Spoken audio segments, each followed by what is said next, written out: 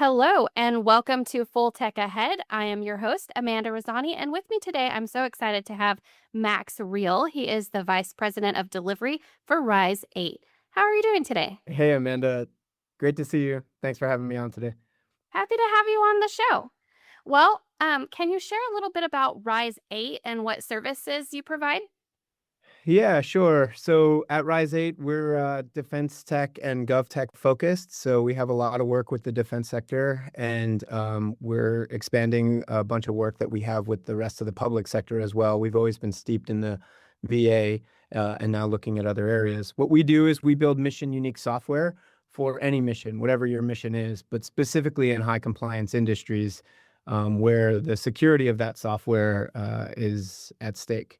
And so we've positioned ourselves as compliance experts in the public sector, and we like to be able to create mission outcomes for all the users that we're working with and for all of our clients. Awesome. Thanks for sharing.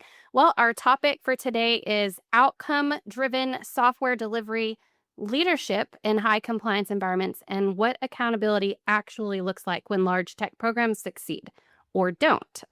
So, with that, my first question is from your perspective, what does good software delivery actually look like today? Yeah, that's an interesting question. I've noticed several of your other guests that you've had on the show, on the podcast, that it's all been AI focused. And we have had an AI invite within our company for over a year now.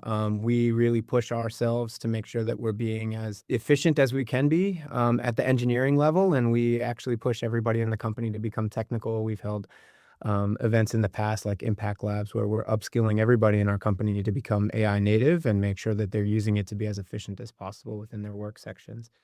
That being said, we've had our own kind of Mission OS Live where we've interviewed different people across the tech industry that understand that while AI is allowing us to deliver much higher quantity, there has to be a continued focus on quality. To answer the question more directly, what we think really good software delivery looks like in this kind of age where AI is adopted into all the software baselines is that we're still driving that software towards mission outcomes, meaning we're working backwards from a mission impact that we're trying to affect for the users we're delivering the software for. So whether it was all hands on keyboard developing the code or whether it was assisted with agentic development, the outcome still needs to be the outcome. Did you achieve the impact that you meant to achieve? And did you do so with respect to the full compliance and security that's necessary to protect the mission at the end? So, my next question is how do business leaders track that process and make sure that it doesn't derail and they do get that return on investment that they're looking for? Yeah, that's a really great question. We have kind of a full cookbook around it, to be quite honest. We devote ourselves to it, not necessarily in a dogmatic way, but we're very principled in the way that we think that we should work backwards from impacts, kind of the Kellogg model, where then you determine your mission outcomes, the outputs that are necessary to get to those outcomes, and then the resources and activities that are necessary for you to achieve those outcomes. I'm sorry, the outputs that get you to the outcomes and the impact. So I know that that sounds fairly parochial, but in its most basic sense, there's a way at the team level that every single iteration or sprint that you're working through at the engineering level, you can track the work that you're planning for today, tomorrow, this week towards an outcomes oriented roadmap that you've agreed upon with your users because it's foundationally built on the mission metrics that they need to be improving on. And so when you have commitment like that from the users of the software, that they know you're working on the right mission metrics, and then your team can check in to make sure that everything along their roadmap tracks to the outcomes that are going to improve upon those specific metrics. You've now subordinated yourself to the mission improvement that you will really want to stay true to at the team level. And that's what we focus on a daily and iteration basis. Okay. So, from your experience, where do things typically break down in large tech initiatives, especially in more complex or regulated environments? Yeah, there's a couple of different failure modes that we've seen over and over again. I myself spent 20 years in the government, so I was operating large scale systems within a pretty thick bureaucracy. Um, and these failure modes pronounce themselves on several occasions. One is kind of this boil the ocean, big bang release theory, where you think you can create a modernization effort that's going to replace an entire what I'll call legacy system, but it is the operating system of record, right? This is like in ops today, going to, the fight tonight type of thing. And if you're building off on the side, and then planning to just like do a hard cutover of a large scale legacy system, regardless of how many users are on it, into a fully modernized system, but you haven't been integrated along the way and making sure that you're taking the users along a journey that's going to allow them to understand the usability of the new system, that tends to fail or have massive amounts of friction right at the release point of the new system. And sometimes that's even if you get to release, because often when we're doing these big bang type of development efforts, you wind up running over on your costs and running over on your schedule to the point where it becomes untenable to the key stakeholders in Congress that are, representing our taxpayers. And for our government systems, when you start running that far over, I think it is only the sensible thing to do is to take a hard look at that, cancel those programs, and then figure out where you can bite off smaller chunks to improve the capabilities that you were intending without these big bang releases. Absolutely. Well, let's go back to the fact you said, of course, AI is the key topic amongst many business leaders right now. And so, how are you seeing AI impact engineers and developers and that reliability that you mentioned? There is still a bit of a trust issue with the reliability. Yeah, this is a fantastic topic, one that we're researching heavily, and I'm working with a couple other leaders from other companies too to dive into this on a journal article right now. In fact, what does productivity really mean, and how are you going to maintain the reliability when you're using agents across the entirety of your code base, or at least to some heavy extent?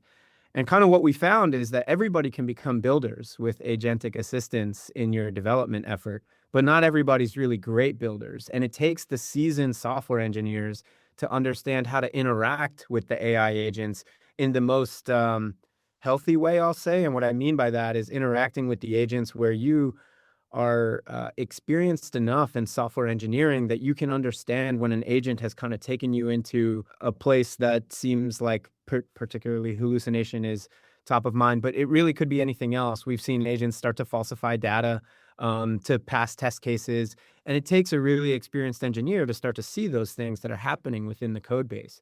And so we have a way of approaching that we are kind of hypothesizing right now and experimenting with.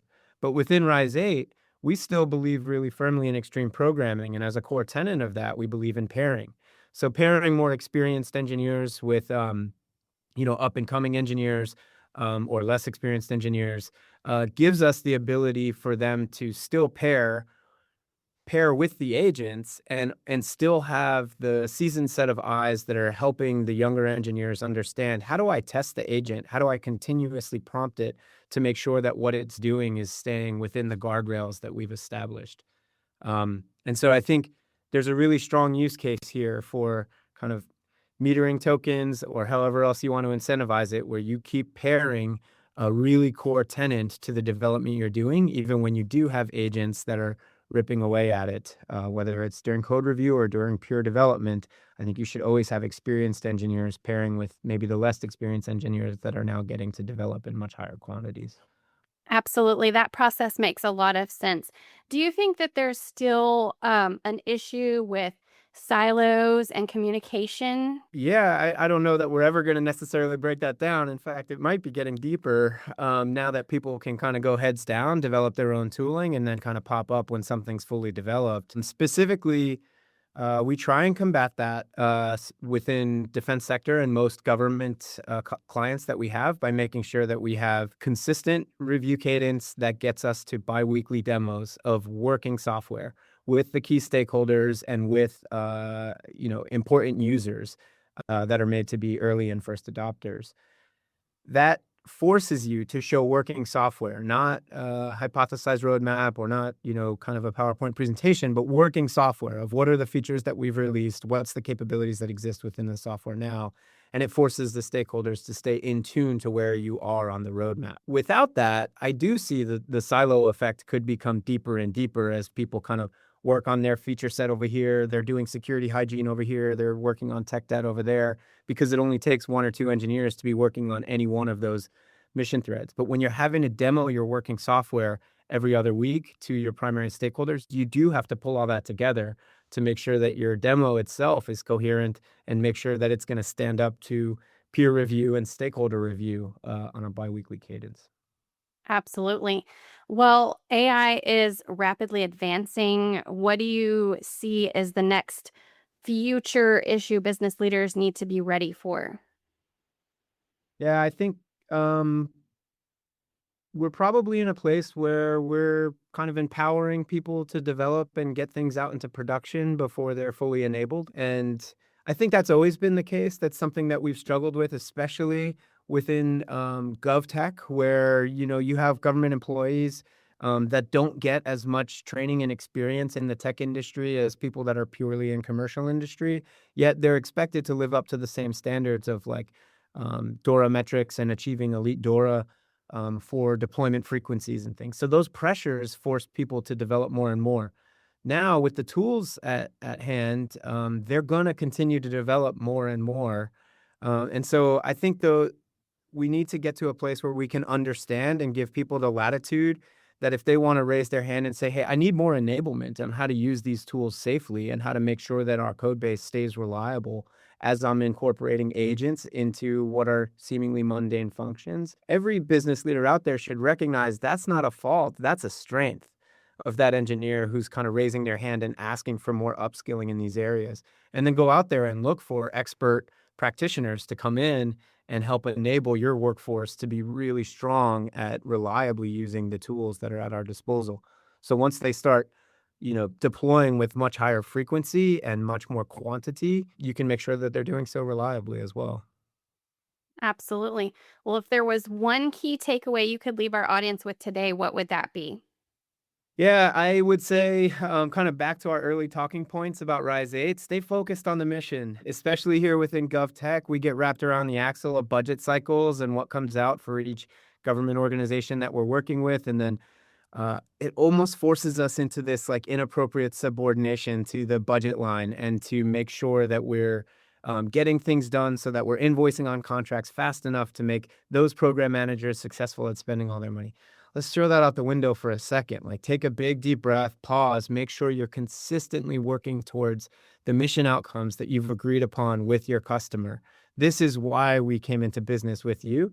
We wanted to improve these specific mission metrics. Let's keep checking in on those and have like the business review be kind of a secondary effect of what goes on. I would say if there's one key big takeaway, it's please just stay focused on the mission you're trying to improve and let the business operations follow.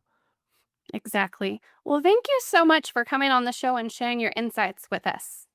Yeah, thanks, Amanda. I really appreciate you having me on. And thank you to our audience. If you have any questions or comments about this, leave them in the comments below. I'll try to reach out as soon as possible. And until the next podcast, have a wonderful week.